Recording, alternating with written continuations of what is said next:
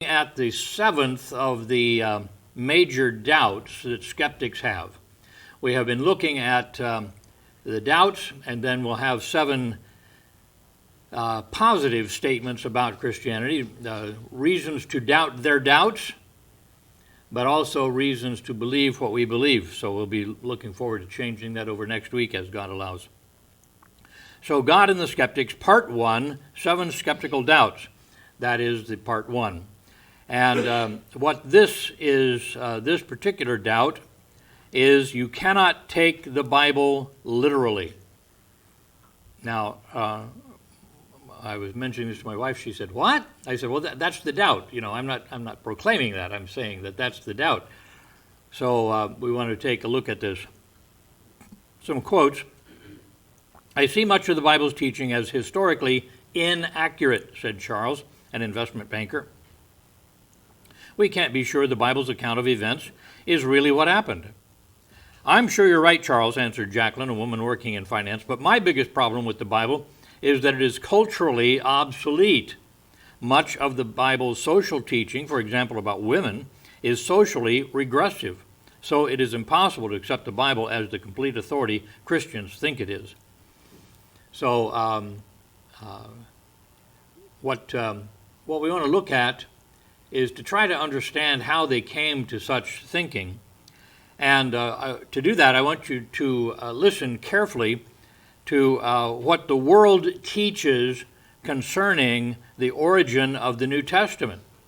It's quite foreign to most Christians who have not been trained in liberal universities. And here is the summary. So follow along, because this is what they're being taught, and they had no reason to doubt it. See, until we come along and say, no, that's not right. It would say, the Gospels began as oral tradition from various church communities around the Mediterranean. Each community shaped the stories of Jesus to deal with its questions and its particular needs. Leaders made sure that Jesus appeared to take the side of their own community. These oral traditions evolved through the years, developing into legendary proportions. Then, long after the historical events, the traditions were put in written form, what we would call the New Testament. By then, it was impossible to tell to what degree these stories represented actual events, as there were many different ideas of who the historical Jesus was. After the power struggle that was won by those claiming Jesus was divine, was actually God, the alternative texts were suppressed and destroyed under the name of heresy. Fairly recently, some of these alternative Gospels have been found. The Gnostic Gospels of Thomas and Judas, showing that in reality, the views about Jesus were once quite diverse. Their idea is that these alternative Gospels were some of those beginning ideas that ended up being put down. Now, we have to say secular and liberal scholars once taught such a mythology as this. It was developed in the heyday of the evolutionary school of thought concerning religion. Without going into detail, there was the whole thing of the documentary theory. And this was that the first 5 books of the Bible were not written by Moses, but were written by a whole bunch of different people. They ended up calling them by the initials JEDP, the Jehovahist, the Elohimist, the Deuteronomist, and then the priestly writer, who after they had invented the priesthood, went back in and wrote how important Jerusalem was and how important temple worship was and how important the priests were, and they edited it all together. Somebody then, called a redactor, found all these things and tried to put them together in a non-contradictory form. That was the way they taught about it. Well, it's kind of interesting how the facts will ruin a lot of people's theories, and especially when because there was no proof to this at all. This is all just mind games. And so when, like for instance, when the Dead Sea Scrolls were discovered, here was the oldest known copies of the Old Testament, and they were just as we have them today. For instance, in the Holy Land, in the great museum there, which is shaped essentially like a great scroll capsule. When you go up to the top center part, you can walk in a circle, and they have the entire book of Isaiah on display. Well, it had long been taught that there were two Isaiahs, and they were written far, far apart, and then somebody saw that they put them together somehow. Well, here it was, all one book, no blip at the distinguishing part. So the facts came out that this was just nonsense. This was just people talking to themselves about what they thought would be a good idea.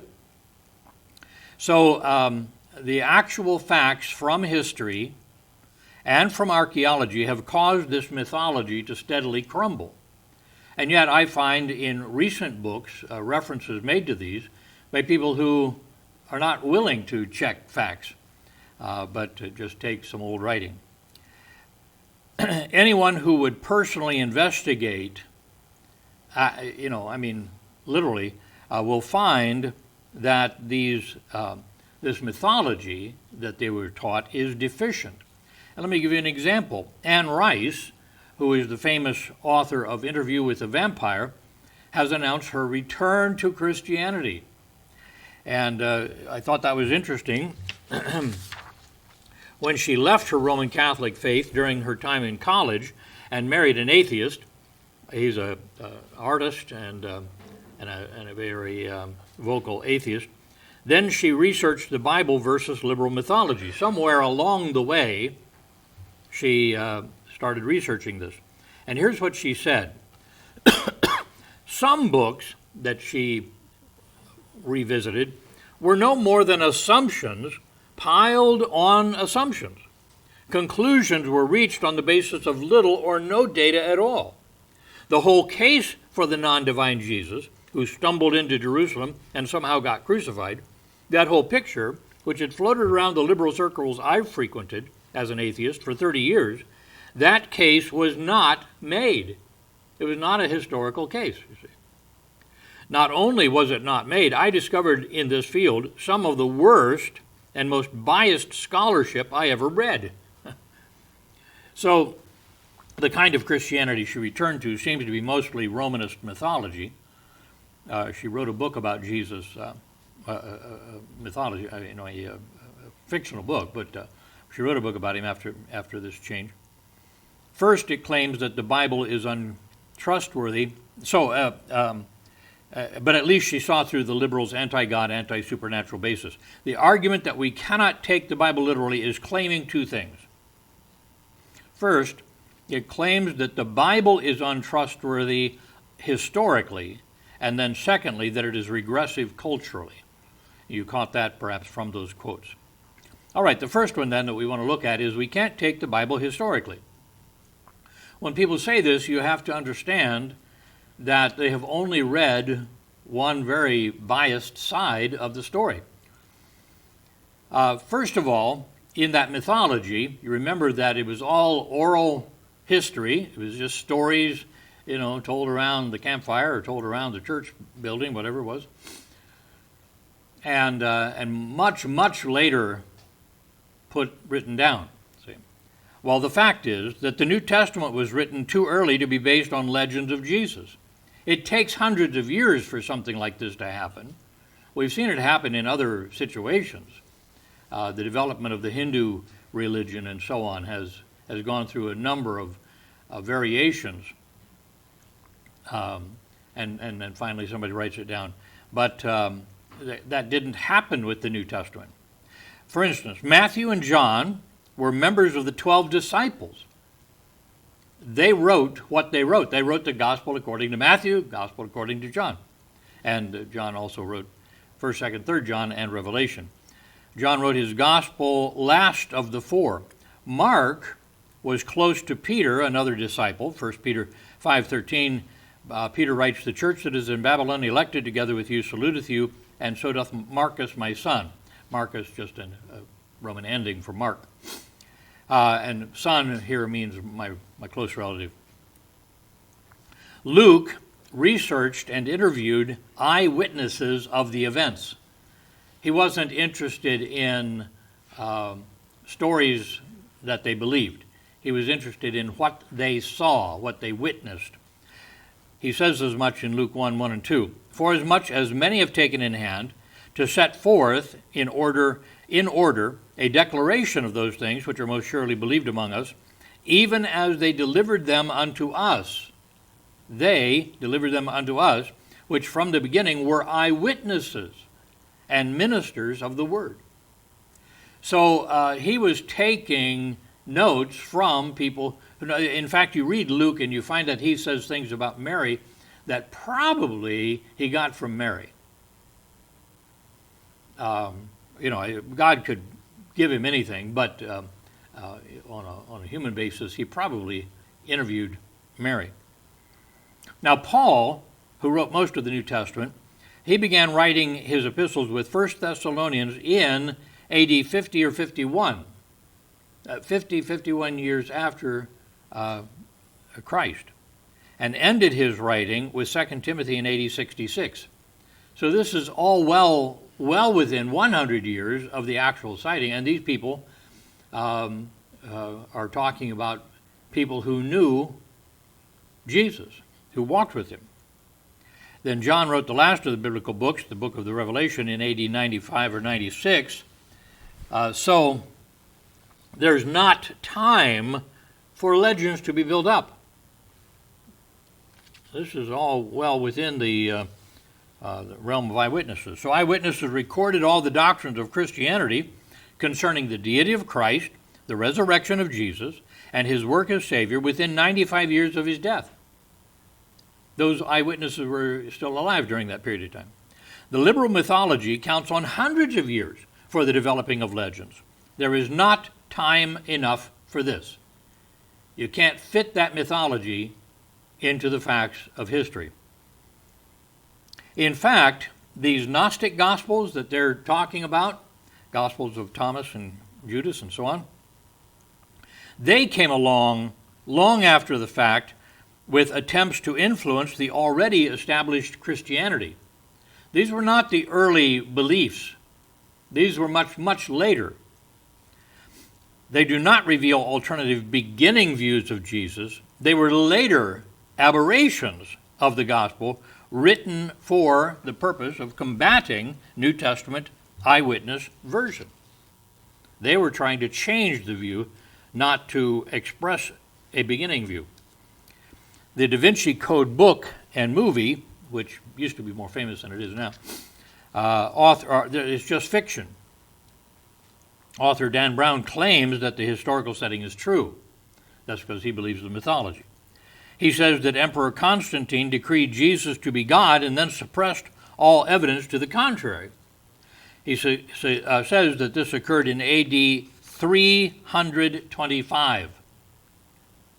So that, like, the New Testament wasn't set in writing until 325 years later, long enough after the events for the legends to have developed.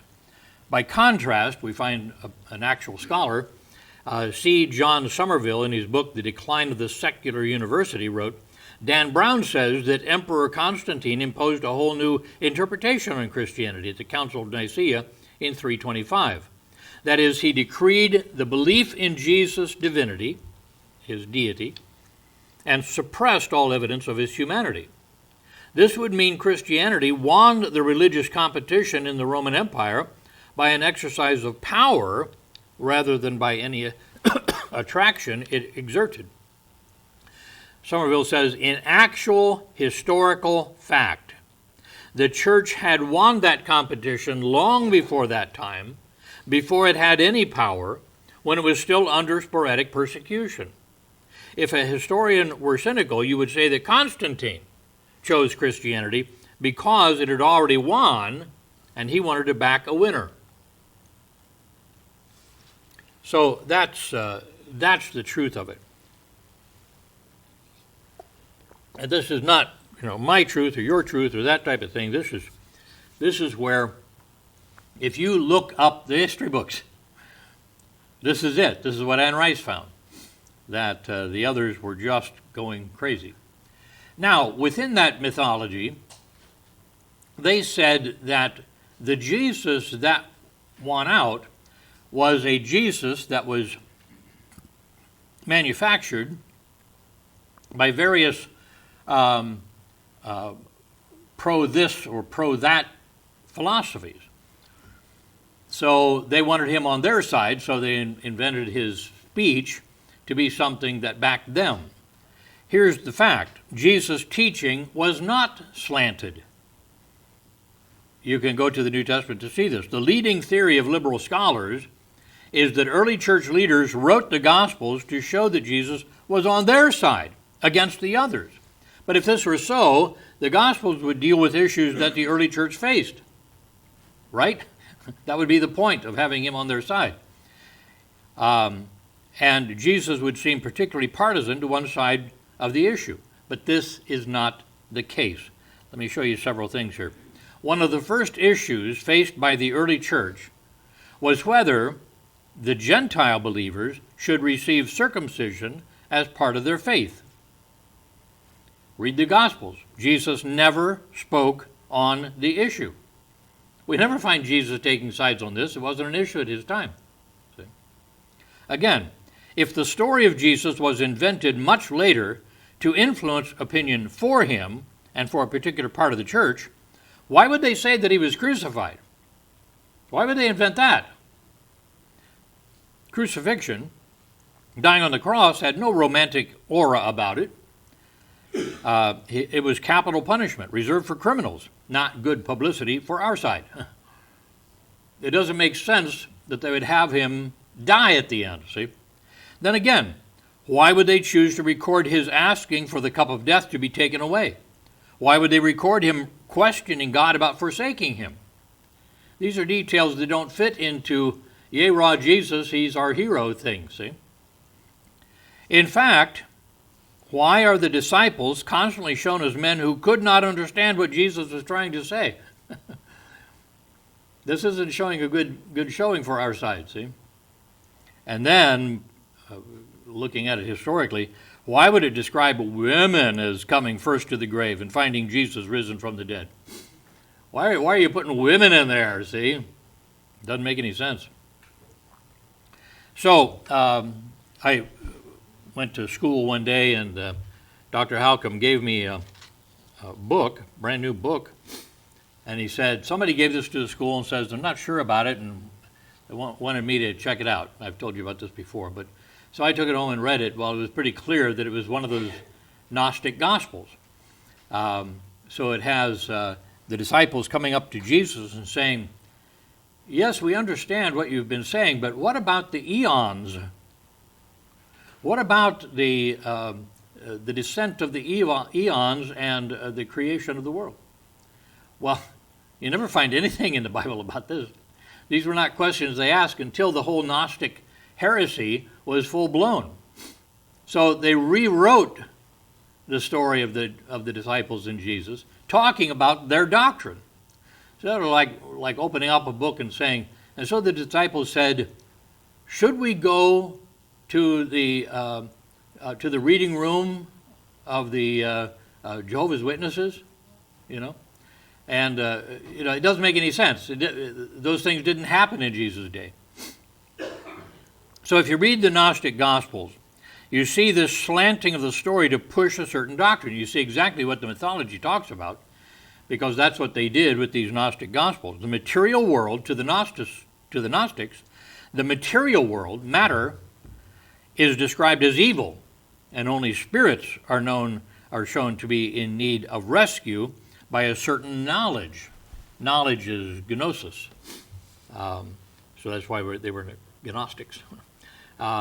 The idea is that you had to have this secret knowledge, and then your spirits could be rescued, could be purified.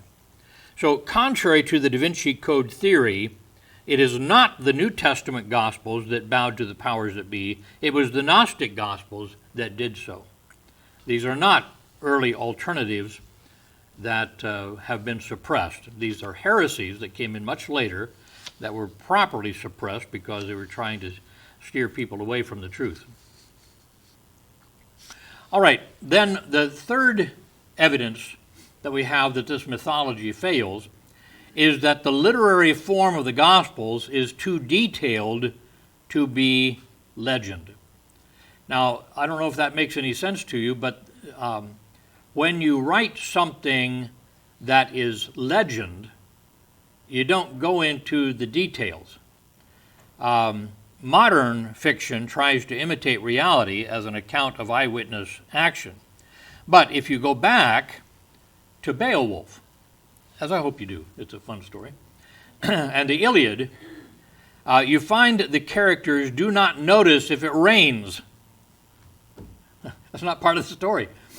So it's Thursday and it's raining, they didn't get into that. They do not fall asleep with a sigh, Consider how the Gospels use relatively unnecessary detail. The Gospels record distances.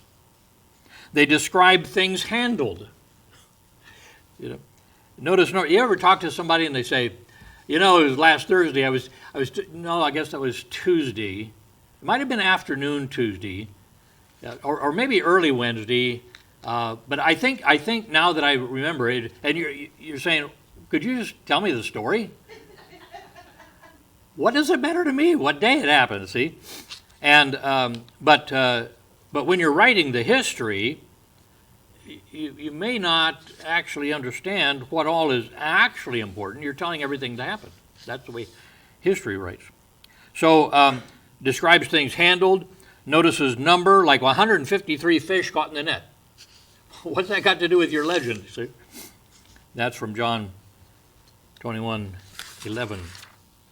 In some cases, the Gospels leave unexplained interesting things, like what it was that Jesus wrote with his finger in the dust when they brought to him the woman caught in the act of adultery. Because as he wrote this, then starting with the oldest, the people went, oh, and they left. It was like, what was he writing? He was writing down their sins or something. I don't know what he was writing, but and there it leaves it. It doesn't even deal with it. For those who really know early writings and the patterns of repeating oral legends, it is clear that the Gospels are accounts from eyewitnesses of actual history. All right, let's take on then, in the time we have left, the second issue, and that is we can't trust the Bible culturally. Now, this is really dare I say, an ineffective concept and an argument against the Bible. Because this situation occurs when modern people read of slavery or what they call the subjugation of women in the New Testament. They turn away from the Bible as a culturally regressive, going back to old times, work. Now, to answer this, I would say, first of all, sometimes verses do not teach what modern readers may think they teach. For instance, when it talks about slavery, you and I, growing up in the United States, the slavery we understand is that people from a different race, from the African continent, were brought over, and so black people were lower forms of life and therefore only worthy of slavery. See? Well, a modern reader finds the New Testament commanding slaves to obey their masters, and they think the Bible is in agreement with slavery. They think of our New World slavery of Africans. This ignores the historical and cultural distance between our day and the New Testament times. So if I could transplant you back to the first century Roman Empire, there was not a great difference between slaves and the average free person. You couldn't tell by looking, see? Slaves were not distinguishable by their race, by their speech, or by their clothing. In fact, they were just members of a village that lost the battle. They were brought in and made slaves. And in fact, they lived and worked with the rest of society. Some slaves taught the master's children. They were educated people that were captured. Some worked as bodyguards of the master's family. Hard to imagine this in our world of slavery, see? Many slaves would save enough money to purchase their own freedom. That was done. Very few slaves were slaves for life. Of those who were, some of them chose that life voluntarily. They would say, you've given me a better life than I had when I was a free man. If it is stated that the lives of the slaves were in the hands of the masters, and that's just unacceptable, well then, please recognize that even children's lives were in the hands of the pater familias, who is the father of the household. That was the way of things in first century Rome. The story is explained to us in the histories that if you had a baby, you hoped that you were in good working relationship with the pater familias, because you would bring the newborn baby to him for his blessing. Now, if he turned away and wouldn't look at you, then you were to take the baby and set it on the town dump and leave it there. And so if another family walked by, wanted it, they would take it. If somebody wanted to take it and raise it as a slave, they could do that. Or leave it until the animals came and ate it. That was the power of the pater familias. So a pretty tough time of life. And so, you can say, well, they agreed to slavery. Well, yeah, but these were people who agreed to this with masters, fathers, and children. See? However, the Bible unconditionally condemns kidnapping and the slave traffic. Old Testament, Deuteronomy 24:7, if a man be found stealing any of his brethren or the children of Israel and making merchandise of him or selleth him, then that thief shall die, and thou shalt put away evil from among you. Such a thing was evil. New Testament, 1 Timothy 1:9 through 11. Notice the list of sins here. Knowing this, that the law, God's law, is not made for the righteous man, for a righteous man, but for the lawless and disobedient, for the ungodly and for sinners, for unholy and profane, for murderers of fathers and murderers of mothers, for manslayers, for whoremongers, one who sells prostitutes, for them that defile themselves with mankind, for men stealers, for liars, for perjured persons. If they're, and I lost some, men stealers, yeah, that's one I wanted. Men stealers, you see. What is that? That's kidnapping people for profit. And he says this is just wrong. If there be any other thing contrary to sound doctrine, according to the glorious gospel of the blessed God, which was committed to my trust. So he says the very gospel, the New Testament gospel, preaches against these things. So if early Christians did not campaign for the abolition of slavery, they obviously did not believe that the practice fit biblical teaching. And throughout history, that has been the early Christians who met in the church with slaves and owners.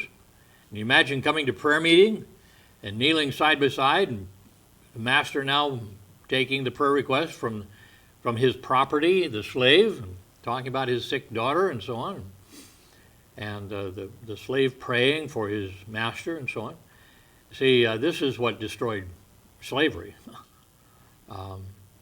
And then later on in England and America, there were strong Christian leaders who campaigned strongly against slavery and got it abolished. All right. So sometimes the Bible is not talking about what we think of as a cultural situation. Secondly, sometimes the problem is with the modern reader. It's just the way they read it. Sheer arrogance claims that modern man, us today, here in America, is culturally superior to others. This is seen in the term culturally regressive. In other words, anything other than what we believe, that's going backwards. We're the top. We're the best. We're the most progressive. They claim we stand at such a pinnacle of cultural superiority that anything other than where we stand is a regression. The fact is, we cannot universalize our time and our culture. To suppose that we have arrived at the very pinnacle of idealistic culture at this moment is rather narrow and exclusive. Think for a moment of the contrast between modern British people and their ancestors of 1,000 years ago. Imagine we would visit both and watch them read Mark 14 through 16. We would see their reactions when they read, "But he held his peace and answered nothing. Again the high priest asked him and said unto him, Art thou the Christ, the Son of the Blessed? And Jesus said, I am. And you shall see the Son of Man sitting on the right hand of power and coming in the clouds of heaven." So the modern Brits might say, it's offensive to think of him coming back in judgment. See? The ancient Brits might say, yes, we expect the end of the world and proper judgment.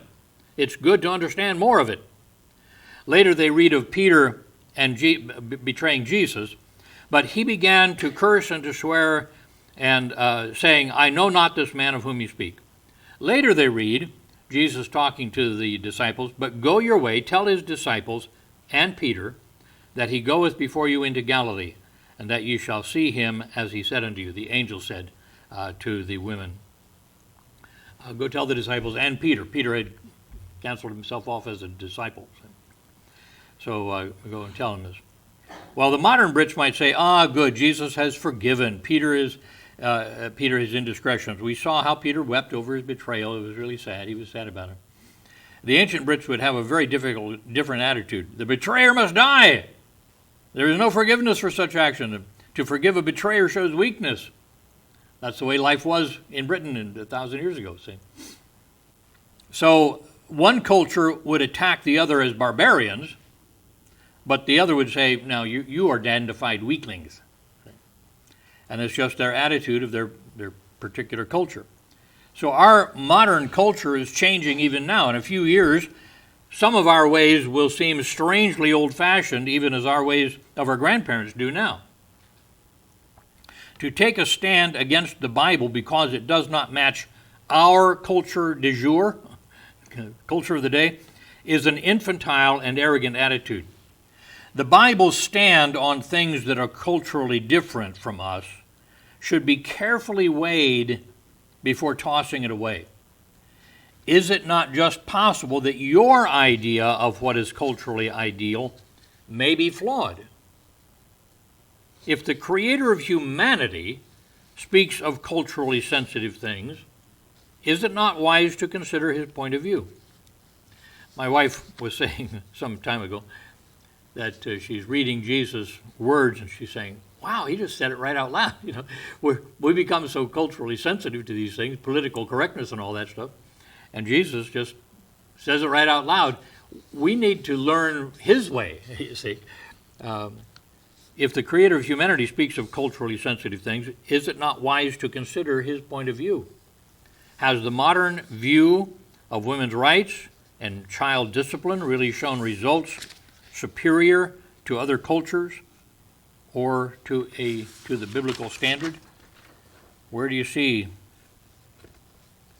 the strength of family? Where do you see the strength within a social community? All right, the seventh of our 7 doubts. So we'll be looking at positive reasons to accept Christianity as a proper belief system starting next week as God allows us. Comments or questions concerning this?